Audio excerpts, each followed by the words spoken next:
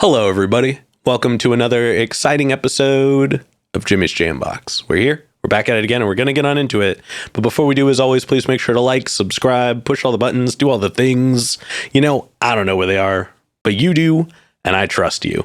And as you can see, we're back here at Undercaste Studios. Thank you guys, as always, for having us. And with that being said, here's a quick word from our sponsors. Organic herbs and botanicals, skincare and edibles, wellness for body and mind. The Brothers Apothecary, fine teas and remedies. Ronald Records, from indie gems to classic hits, discover the heart of local music. With live shows all the time, up close and personal, and regular releases on their in-house label. Ronald Records, supporting the community, one track at a time. All right, thank y'all so much for watching again. Shout out The Brothers Apothecary, Ronald Records, and Portland Water. Thanks for keeping us hydrated. And with that being said, let's go ahead and get on into it. Here is today's guest. Hey, it's Jay Henry. Hello. Hey, how you doing? Doing all right, man. Thank you so much for joining us. Thanks for having me. Yeah, why don't you tell us a little bit about, who you are, where you're from, what you do. Give us that, Tinder profile of your involvement with music. Okay. I like that. I like that, setup there. So, Jay Henry, I'm from Seattle, Washington, born and raised in Washington. So this is home for me. Gotcha. And I make crooner hip hop. Ooh. Yeah. Ooh, I like that. Yeah. That's a good one. I dig that. Thanks. Have you ever lived anywhere else outside of Washington, or have you been here full time? Yeah, I mean, not formally. I mean, I studied abroad in gotcha. in college, but for 4 or 5 weeks. It wasn't a full quarter semester. So traveled to a lot of places, but haven't officially lived anywhere else. Gotcha. Okay, Yeah. so you are from the soil for sure. Of course, yeah. I dig that. And then what got you into music initially? I mean, that's a very loaded question. So my dad, really, at the end of the day, he didn't play a lot of music. He played a little bit of piano. He didn't play a lot around me. And I don't even know if we didn't really have a piano after a certain point, but he loved music. He loved the sonics of it, the lyrics, the singing of it, the instrumentation. He introduced me to Elton John. That was my first concert. And he also introduced me to Dr. Dre and Rage Against the Machine and Linkin Park and the Eagles. Every person that people would say are great. Yeah, he was all about them, right? Prince, and I think from there I don't know, just really gravitated towards music as this vessel to connect and to vocalize emotion and to tell a story and just feel a thing. And so that's kind of how I attached to it. And my main art form is writing. So I'd call myself a writer before anything else, but I do a lot of self-production, more digital based. I play bass, I play piano a little bit. Gotcha. Yeah. Okay. And what was the early instances of making music for you? Did you start on an instrument, or were you just I know I want to do words? Yeah, it was mainly words, to be honest. Okay. So I remember, I think the first thing I remember writing was this poem for my niece. It was very sappy. I remember crying because I thought it was so good. It said something about Pooh Bear. And how she had Pooh Bear's nose. And so I'm I don't know. I was 6 when my niece was born. My sister's older than me. She had her when she was young. So anyway, I was just overwhelmed with emotion. And I kind of hold on to that even now. The songs I write are mainly for other people and for me to convey an emotion to them that I have that's just so overwhelming that I need to write about it. And then from the instrument side, I had the recorder, everyone does. Yeah. Learned how to play hot cross buns. Yeah, exactly. Well. Yeah. I had a guitar at some point. Nothing really stuck. And then I think I, heard Kanye West and really got into sampling and that sound, and, you know, diving into Ninth Wonder and Jay Dilla and all these greats when it comes to sampling music. And so I leaned more into that, and then realized I should probably play an instrument just so I get that, understand that a little bit more as well. Gotcha. Okay. I dig that. Yeah. All right. Now, before we get into more of what you do with music in the present day, I do have a couple foundation questions I like to check in with everybody on. Okay. And this first one's one we ask early, it's one we ask often, and it's definitely a crowd favorite. Okay. What was the first album you ever bought with your own money? With my own money. Damn. Okay, I don't remember the exact thing, so I'm just going to make something up. That's okay. Kinda. Nobody will know. Nobody will know, yeah. There's a bunch of albums that were bought for me that are like imprinted into my brain, but I can't remember the first album that I bought. It was either TLC, Crazy, Sexy, Cool, which was also the first rap that I memorized. Left Eye's Rap on Waterfalls. Nice. Classic.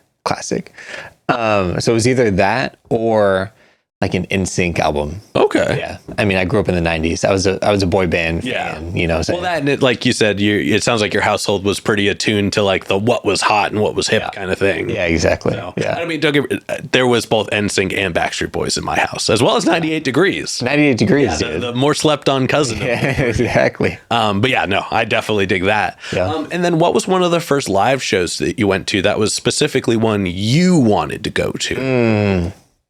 I wonder if I wanted to go to Elton John. Maybe. I mean, that is a crazy concert to have gone to. I know. Yeah. It's a cool thing because I was 5. My dad took me. I don't know why he just took me. Maybe because I was more into music, and he recognized that.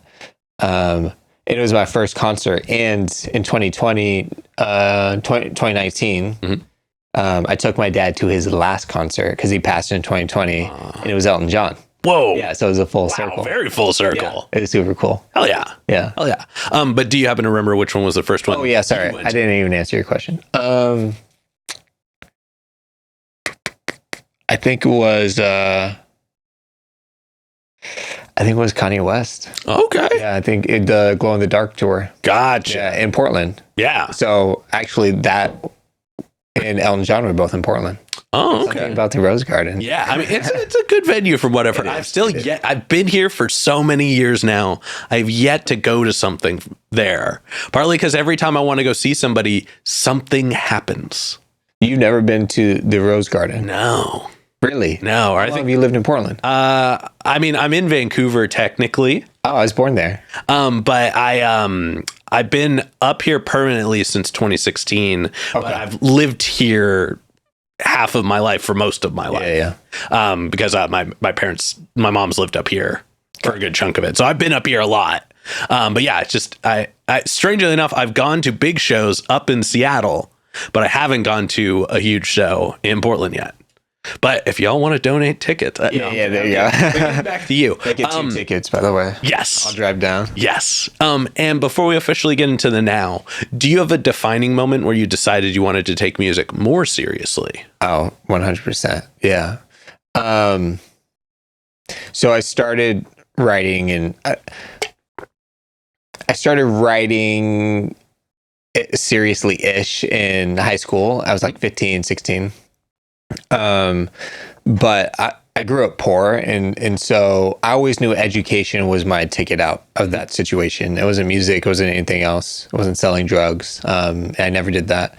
But it was always education. And so in a lot of ways, I never took it seriously back then because that, and I lacked confidence, and I felt like I didn't belong, and blah, blah, blah. So 3 years ago, I got married to my husband, and I wrote a play for my wedding. And the play was there because it was leading into a live rendition of Sam Smith's Love Goes. Oh, which is an incredible song. We got, the full band with the brass, and we got some like gospel singers as backups. Wow, that sounds incredible. It was super cool. Yeah. The singer of the national anthem for the Kraken was actually a singer in our wedding. Whoa. Yeah, so he's a really good friend and an incredible singer. Yeah. Like incredible. So anyway, I wrote this rap to Sam Smith's song because I wanted, again, it was that thing of I want to share this love and this like connection and this experience, this emotional, intense experience that I was having for my husband. And I loved the creative process so much that I'm like, I need to keep doing that. I need to keep doing that. You know, it doesn't matter if it doesn't go anywhere. You know, it doesn't matter if people don't like it. Yeah. I just need to keep doing it. Oh yeah. Well, that's awesome. Thank you so much for sharing that. Yeah. Now let's go ahead and let's get on into the present day. We are going to get a super easy one out of the way first, though. Okay. How'd you pick the name? Jay Henry. Yeah. So my middle name's Henry. Okay. Yeah. My first name's Jacob. Gotcha. And so when my husband and I were first dating, he said, if I ever become a doctor, I want to be called Jay Henry. And, you know, I'm not a doctor, but Fair. it's still a cool name. Yeah. Yeah. No, I dig that. And it's definitely, as far as the realm of names go, it kind of works on every level. It's very easy to remember. It's very I straightforward. think so, but not really. I mean, I guess I could see the period throwing people off. 100%. Yeah. Yeah. That and like the space between the period and the H. Like those are the only two parts that I'm like, yeah, I get it. But like aesthetically, it kind of checks all the boxes. And also as somebody whose name starts with a J, I appreciate anybody who takes the chance to put that letter in there because it can be a weird one at times. Yeah. Sure. Now let's go ahead and let's talk about your writing process a little bit. And we're going to break it up into chunks, but we're going to start right at the beginning. Okay. So when you get inspired, you're going to make music. What are some of the things you do to get a track started? Wow. It's kind of evolved over the years, to be honest, because for my album, which came out September last year, the first official one. You know, a lot of that was an extension of this play that I wrote. And so, you know, one could argue that a lot of those songs started with that play, right? So a lot of it just started with the writing. And as I went into crafting the songs, you know, being inspired by various things and starting to formulate this story, this narrative, and how each song fit into that narrative, that story arc. A lot of it was just writing to start with. I go for walks every day, like once or twice a day, and I do my best writing while walking. And I try not to be on my phone, but sometimes, you know, I don't want to. Yeah, you got to write down what you came up with. So yeah, a lot of it starts with writing. Okay. I won't write to anything. Now with Splice, right? Yeah. It's so easy to be like, okay, let me go find a beat that kind of sounds like this. Yeah. And I'll write to that. And sometimes I'll end up using that. Sometimes I won't. But. Gotcha. Okay. And then as far as like, let's do beat selection first. Are you building your own most of the time? Are you like doing the YouTube approach? Do you have somebody who makes them for you? Yeah. What does that look like for you? Yeah. So I'm very controlling of the creative process. I'm even learning how to mix and master because I'm like, you have your vision. Yeah. I kind of want to, even if I don't ultimately do that, I want to know how to speak that language. Exactly. Be educated enough to have a conversation with the person you're working with. Yeah, exactly.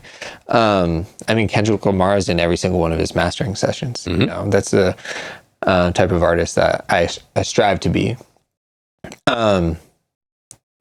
So yeah, I'm very much self-produced for the most part. I'm starting to. So the first album was kind of like, I have this vision. I want to make sure I do it before I die. I need to get it out of the way, but I'm also super excited about it, right? So I spent 2 years doing that, self-producing, pulling people together, blah, blah, blah. It started as a love letter to my husband, became a love letter to myself. And so I started to realize that a lot of what I do is also just trying to understand me through other people. So a lot of that was self-produced, but now I'm trying to challenge myself and break out of that like box that I put myself in. And so I'm reaching out to more people and be like, hey, you want to collaborate? Oh, okay. So I'm in that mode now. Gotcha. So you've settled into your space and now you're like ready to bring other people into it. Yeah, exactly. I dig that. Yeah. And then as far as the words go, are you just putting them down on your phone all the time? Do you pen and paper? Do you remember them or go off the top? When I record, it's usually I've remembered it to the point that I could just record it. Gotcha. Okay, so a lot of rehearsing prior to recording. Yeah, and a lot of it's on those walks, to be completely honest. Just because, it's not only about the words, it's about like, how am I going to say them? What's the rhythm and like, what's the flow that I want to apply to it? And the like intonation and the emphasis on various things. I tend to be a very dynamic rapper, which the mix and master engineer that I worked with hated. Yep. And I still don't understand how not to do that. So it's a process. I think that's one of those things where you just have to find somebody who like understands how to capture that properly, because there are plenty of people out there who have a very dynamic style. Yeah, I mean, like Macklemore, great example. Yeah, like the guy's everywhere.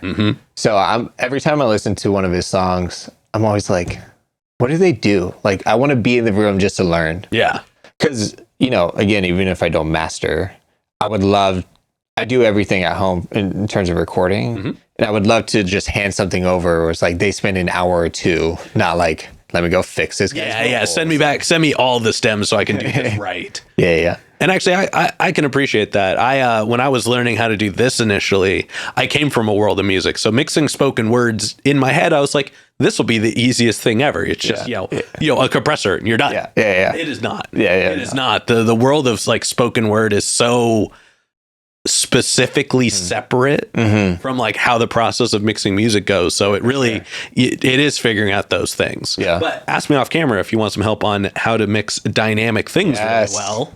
Let's do it. Because that's all conversations are. Yeah. But getting back into you, once you got a track finished writing, and I guess, it sounds like you rehearse them even before you record them. So we could even say kind of past that point. How long does it usually take you to feel comfortable enough to like finish a track and put it out and perform it? You're asking me at the wrong time. It really depends on the song, to be completely honest. So the song I'm working on right now is a piano rendition of Moments, which is on my album. It's one of the tracks that most people like. Yeah. I mean, I love it too. So that's great that other people like it. But I have a show in March and I really wanted to do a piano rendition and be like that cool guy that can play the piano and rap at the same time. So I have been working on that recently. Well, that's exciting. Yeah. So I made this song and I swear I've recorded the vocals like 150 times. 150 times. Because and maybe this is why I was having this conversation. Maybe this is why you shouldn't be your own mix engineer. Because I'm going to sit there and be like, why does my voice sound like that? Whereas somebody else, and I've had people say like, your voice sounds great. Yeah. What are you talking about? Yeah. I'm like, nah, I don't know. It sounds nasally or there's this weird frequency or whatever. Yeah. But so that track's taken me quite a while. Fair. Usually it's, like dedicated time. Couple days. Okay. Maybe. Okay. Yeah, it really depends on the track. Yeah. That's fair. Sure. That's fair. Have you ever performed a song that you'd just put together or recorded? Yeah, of course. Okay. Okay, so you're not one of those guys I won't perform anything until it's out. No. Okay. Yeah. I'm also not, super big, so maybe that's what's holding me back. I mean, I've found that it's up to the person. Yeah. It has little to do with the status. But it's just it's just a mentality. I'm always curious because it's just when I was growing up, I always kind of had a method for how I would want to put the music out. Yeah. So I'm always just curious what other people's approaches are to that. I think as long as it sounds good enough. Yeah. I'm a huge fan of the what's it called? Pareto principle, which is the 80-20 rule, essentially. As long as it's 80% of the way there, right? I'm bastardizing this rule a little bit, but as long as it's 80% of there, it's let's perform it. Yeah. Let's see how it works, right? Because a lot of it's all just about, a lot of it is a performance, right? So how are you making people feel and delivering this song? Yeah. Because, you could create a great song, but if you're super boring or monotonous, exactly, it's not gonna hit. See, my whole thing when I was in bands growing up was we would never put out something before we had played it. you have to play it live a few times. Oh, I see what you're saying. Yeah. Because, like, you have to figure out, A, is it going to work live? Like, B, like, is there anything when you're doing it in those live settings that comes up because of it that you're like, man, I wish I had recorded that? Like, 100%. you gotta, it's so much more beneficial to run new things live before hitting the studio with them, just to capture those moments in it. But that's just kind of my approach. I don't want to get too far in the weeds with it. Yeah. Final comment. Yeah. Stand-up comedians do that all the time, right? Like, they go to some small venue, they workshop a joke that they just wrote, and like, okay, that worked, that didn't work, and they refine it, and then finally they'll like actually deliver it on Netflix or whatever. Yeah, they'll put a special together at the end of a point in time. Such a great process to go through. Yes. There is actually a really cool correlation between like the realm of musicians and the realm of comedians. Yeah, of course. But that is a whole episode. There you go. Like I said, I want to get back to you. Yeah. And actually I did jump on ye old Spotify. Oh wow. Okay. And I checked out some of your music. And you've got music going back to 2023 on there. Yeah. And it's really cool. Your beats are really strong. You tend to lean a little more towards like the boom bappy sound, which I think makes sense with your delivery, which is very artistic, very articulate and artistic. I guess it's both. But like, your words are tight, but at the same time, there's this emotion, there's this honesty, and that like keeps the message very present. It keeps it very real. And like I appreciate that you have range. Like each track kind of has a different feel to it. Like with the track When, it's like just all bars all day long. You think so? All day long. And you like, and you can hear it like really early on in your most recent album, Love Jay Henry. And but the one thing I wanted to point out before I move it back to you, your cover of Creep. Oh, you hated it. Blew my mind. It's so good. Okay. It's so good because first of all, yes, the vocals themselves, especially like the verse portions, very dissonant, very like eerie, irky. But then there's that instrumental break that just changes everything. It just the way that it shifts the whole energy of the song. I don't know what it is about it per se, but there was just something about that that was just really powerful, and I thought it was a really, really cool take. I am curious to know, how did that song come about? Nice. I'm glad you loved it. Or you're being a great podcast. No, it was something that just stood out to me so like vibrantly, because it's not a new song.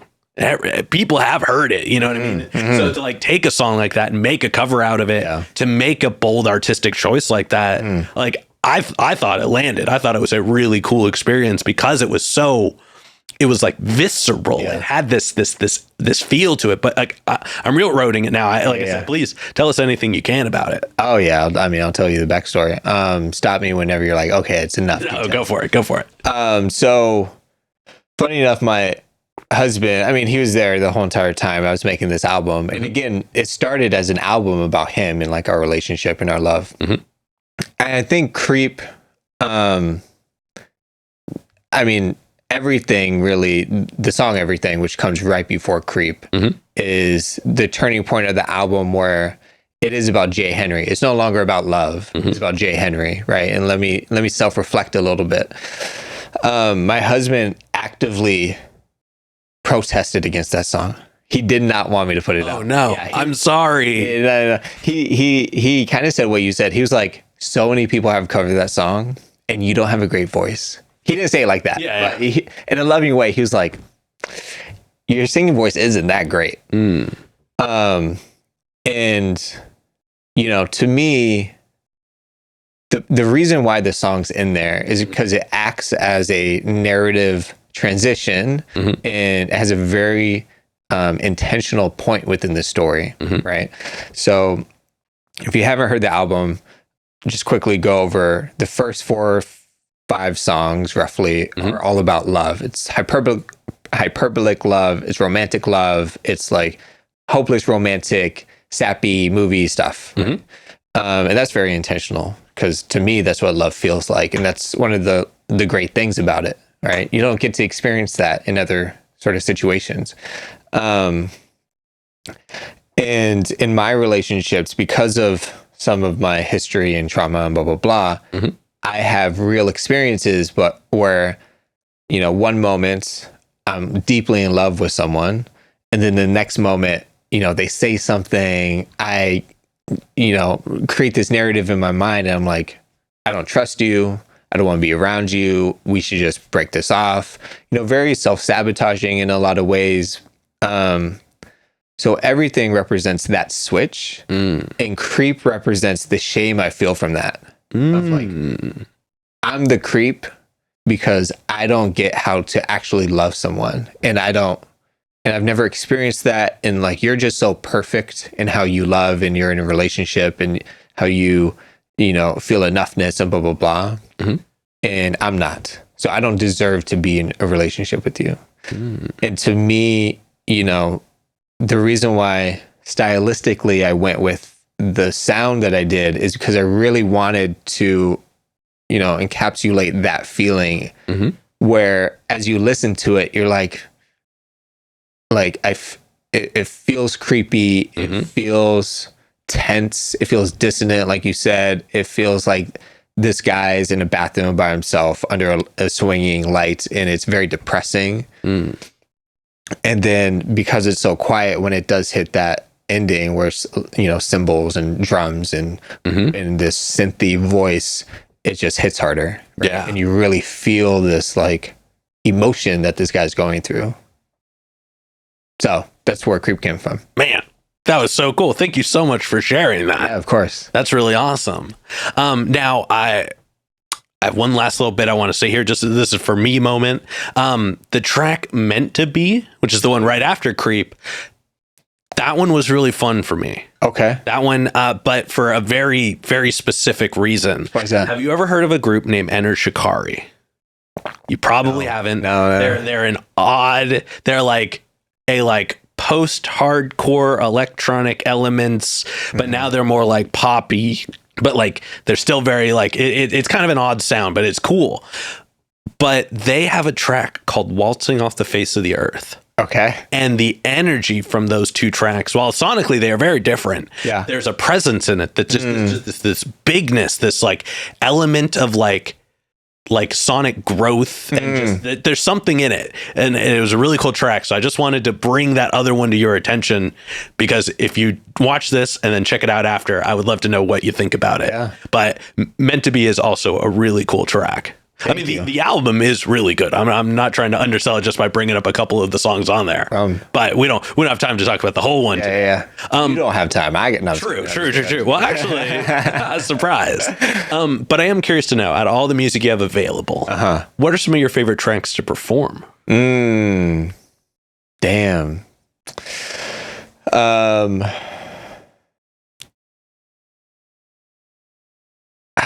Damn. So probably When.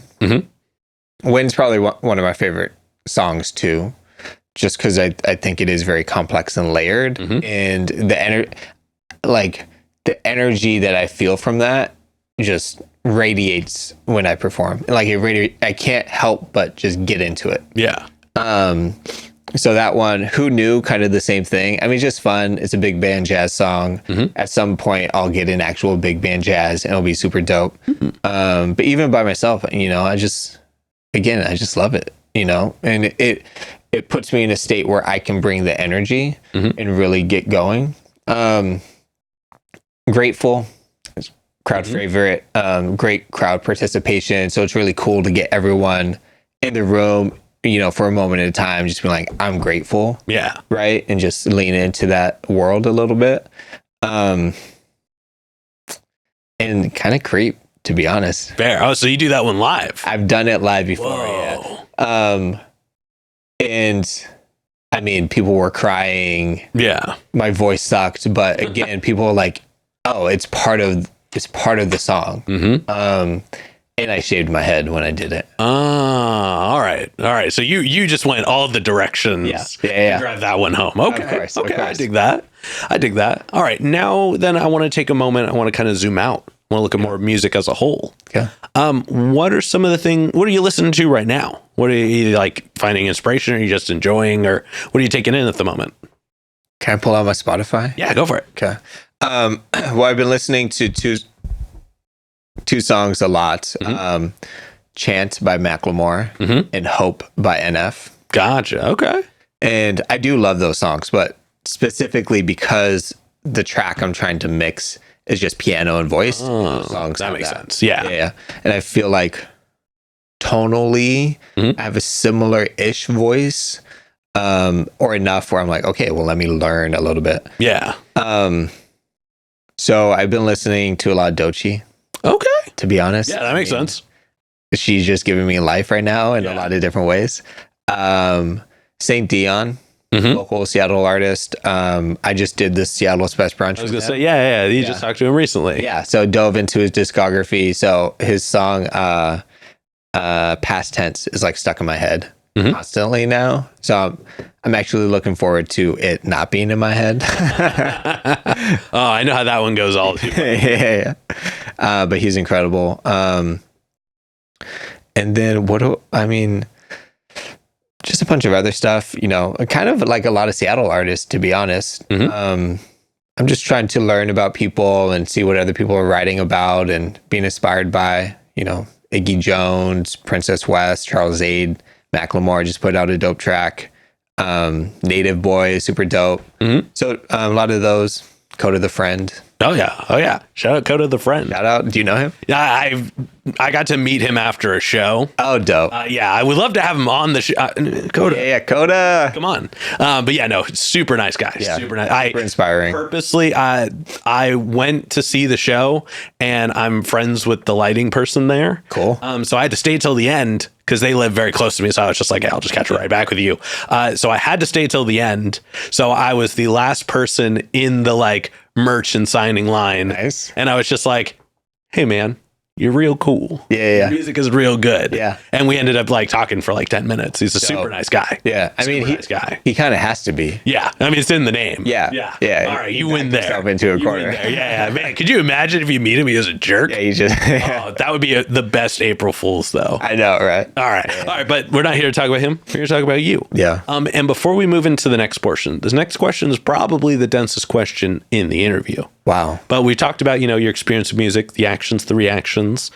But when it's just you and music one-on-one, what does music give back to you? I need to take a sip of Portland water. Oh, yes.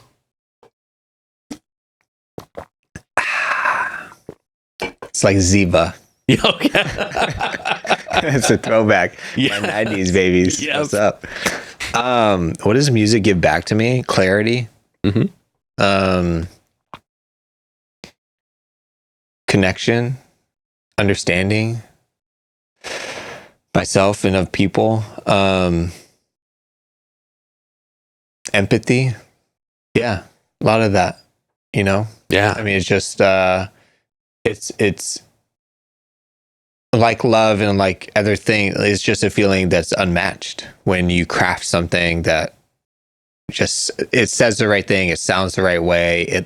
It allows you to express something in a super cool, interesting fashion.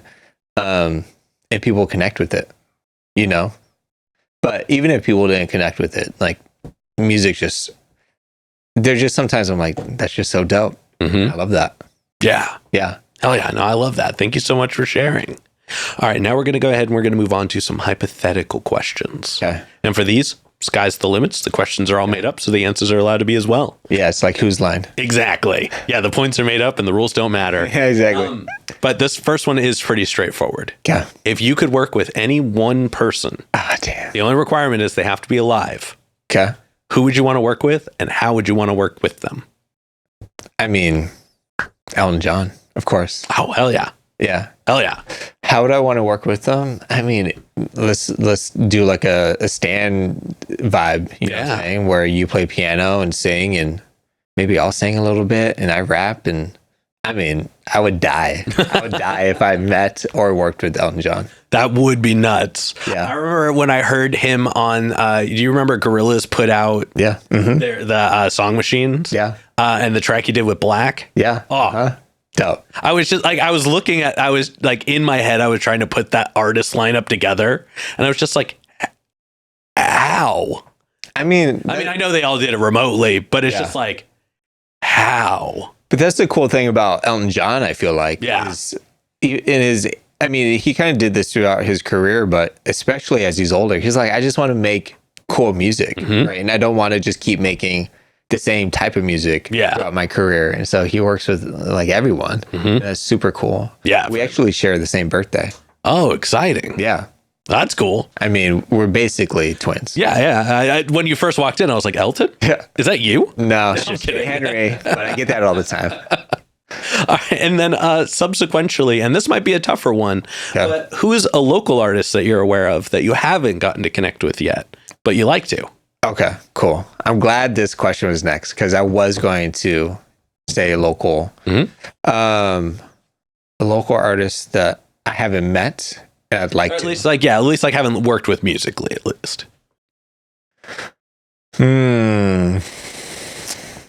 Damn. Are you going to cut out all this white space, or is this in there? You know what? We'll find out in post. There's so many. I think I would love to. Okay. I mean, if anyone's listening to this and I didn't say your name, you know I want to work with you. Yeah. But I just stumbled across this one person and I'm like, it would be super dope to work with them. And most people that before I've already told, like, hey, I'd love to work with you. It's just all about timing sometimes. His name is Iggy Jones. Yo, shout out Iggy Jones. You know Iggy Jones? Friend of the show. So dope. Yeah. Quick backstory. I went to a Yanni concert, the one in January, something like that. And St. Dion was there with Iggy, I think. They were like hanging out. And I remember seeing Iggy. And if you haven't met Iggy, like he's a tall guy. He was wearing like a white tank top that said pretty on it, that he drew on it. You know, very on brand. Very on brand. Well, I didn't know this, right? Yeah. So I didn't know who he was. His head's like kind of shaven down, not all the way, but down. Yeah. Like it makes you, he kind of looked like Stan in the video, like Stan in the Eminem video, if you've ever seen it. I'm like, okay, this guy's kind of interesting. Yeah. And he was very soft spoken. So I didn't talk to him a lot, but we connected and then I went and listened to his music. I was like, this guy's dope. Yeah. Dope. I love his production, love his like artistic direction. And I did tell him I want to work with him. Hell yeah. So, but I just like his vibe. I think it would match well with my artistic vibe as well. Yeah, I dig that. Yeah. Well, everybody, you know what to do. Add Iggy in the comments. Add Iggy in the comments. I know Iggy watches the show, like legitimately does. So there is a chance he may see this. Yeah. Like that guy again. I get it. I'm sure Iggy will be understanding. He's a super nice cool guy. Yeah. And then for this next one, like I said before, sky's the limit, and it's pretty literal in this sense. Okay. But if you could perform anywhere in the world, and you wouldn't have to worry about crowd access or building stability or power, is guaranteed the best lineup, guaranteed the best show. Yeah. And it doesn't have to be a venue. It could be anywhere. Where would you want to perform? It has to be existing. It just has to be a place. An actual place. Yeah. Like today we could go there. Yes. Okay.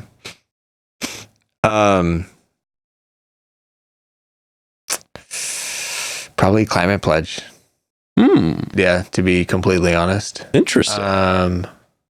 Yeah. I mean, there's just something about if you're saying this place is going to be packed with people that like my music and blah, blah, blah. Yeah, there's just something about playing a hometown that's just super dope. Yeah. Not that I played a bunch of other places, but I've been to concerts of bigger local artists that play there, and there's just something about the energy, right? And there's significance to it that, hey, we're from Seattle and we're doing this, right? So it's possible. Yeah. Not like, you're some artist you're Beyonce. Like, okay, cool. Right. Yeah, but, exactly. We're someone from Seattle. So I'd probably play Climate Pledge. I mean, that's a very valid choice. Yeah. I always say that there's nothing wrong with like choosing the like iconic spaces from your hometown. Yeah. Like I've been fortunate enough to play on a couple of the like stages that like I had only ever like seen the people I had dreamed of, like, you know, just being musical around. Yeah. So and it hits really differently like the second you get on the stage, and you can just feel everything that's come before you on it. Yeah, and how exactly. you get to be a part of that shared energy. It is really powerful. Yeah. Yeah.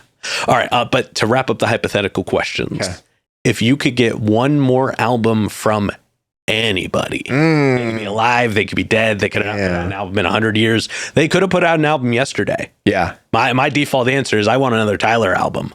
Tyler, the Creator? Yep, I know he just put one out. That's selfish. I need to know what's next. Well, he has a rhythm. He has a rhythm to his album releases. Does he? Yeah. Okay. Yeah. I mean, this might be just a me perception thing, but I have a feeling the next one we're going to get is going to be bananas. How is that possible? Because this last one was bananas. We'll dig into it off camera. I don't want to bore the people at home with this long-winded conspiracy theory that I've got going on. Yeah. But back to you. Any album from anybody, or you could get one more album from anybody. Who would it It's be? guaranteed to be dope. Yes. Okay. Nobody's ever asked me that before, but yes, I mean, that's important. it is valid. Yeah. Also, I don't know anybody who's ever been like, I would love a terrible album from. Someone. Ooh, that would be a fun one. Yeah. Who would you That like would a be terrible fun- album Who from? would you like? Ooh, I would take a terrible album from Tyler, the Creator. Because it's still guaranteed. it's gonna be Little good. yeah. You know It's what I'm saying? gonna be better than Lil Wayne's rock album. Drop the World was no, I guess that was an Eminem song. Maybe. I don't know. I can't remember. I would love another super dope album from Rage Against the Machine. Ooh, okay. Yeah, Like a Battle for Los Angeles type. yeah. Yeah. Ooh, what if it Los and if it came out now? Dude, Oh, so appropriate. oh my God. It would hit so hard. I mean, I take a lot of great inspiration from Rage just because they know how to sequence an album. Mm-hmm. It starts hard, it hits hard the next song, like it just doesn't stop. Yeah. So good. Yeah, damn, that is a good one. All right, you win this round. Thanks. But with that being said, we're going to go ahead and start wrapping this up. Okay. What can we look forward to between, let's say, now and August?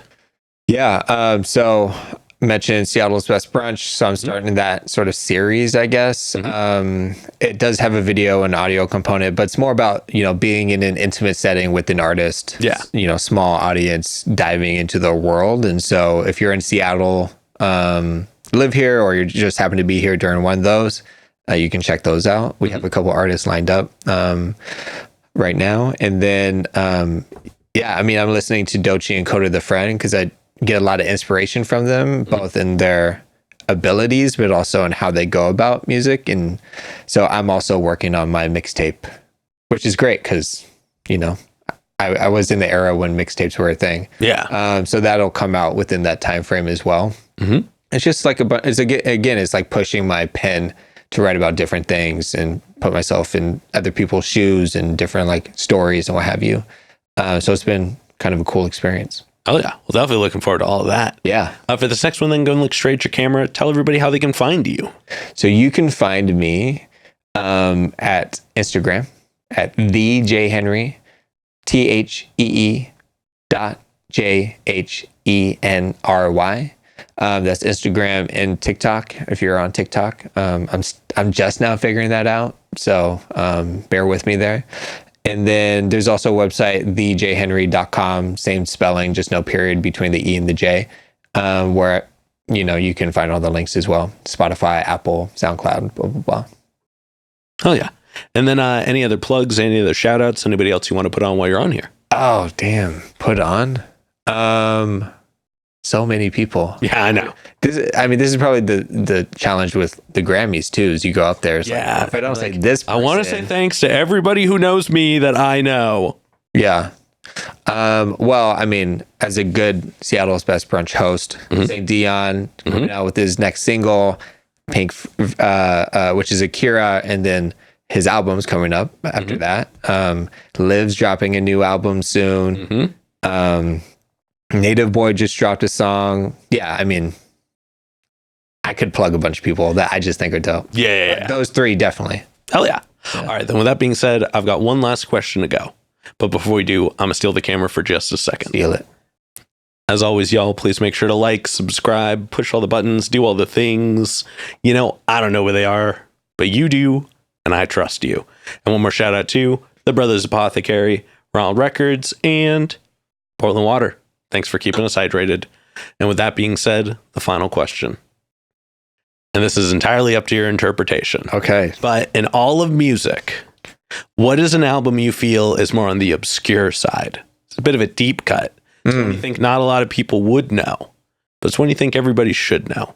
Oh, Love Jay Henry, of course. Which, I mean, if they haven't heard it by now, Yeah, go listen. If you like Hamilton, you'll love this album. Oh, yeah. Oh, that is actually a very good way of putting it. Yeah. Somebody wrote that in a TikTok comment. Oh, they nailed it. Very much intentional. Like, I went into it being like, yeah, I'm trying to make the next Hamilton. Oh, okay. You know, what's that? Lin-Manuel Miranda. I may have messed up your name. Hit me up. What's an album that is abstract that people may not know, but they should? Yes.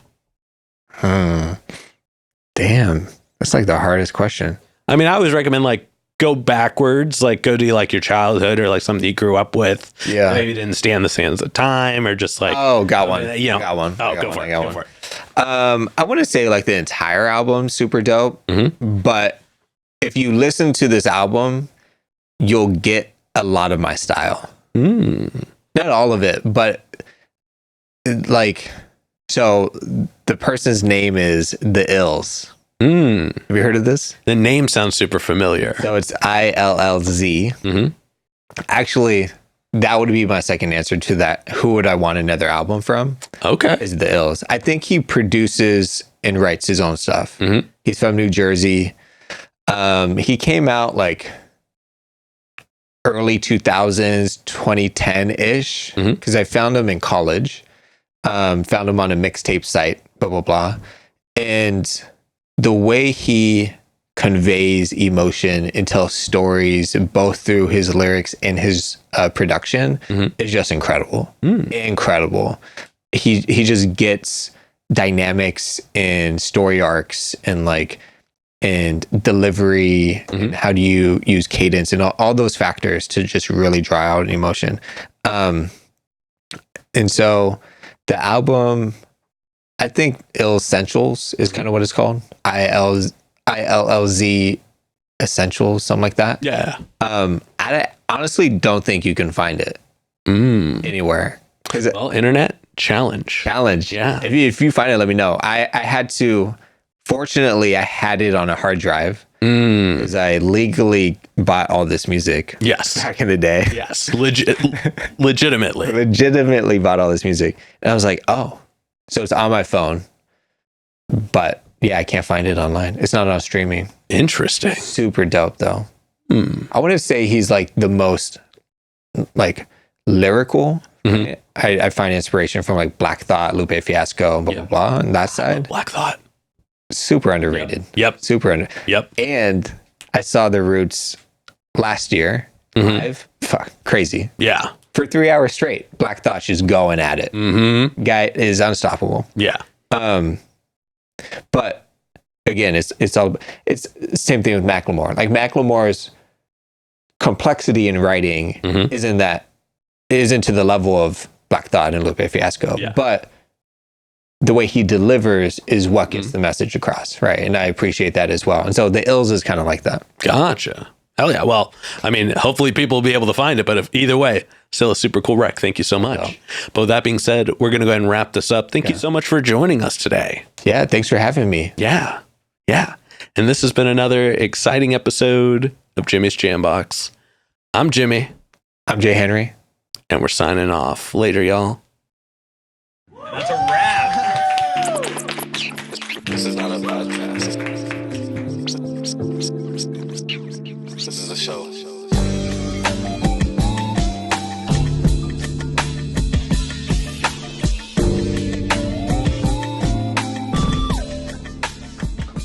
Keep jamming.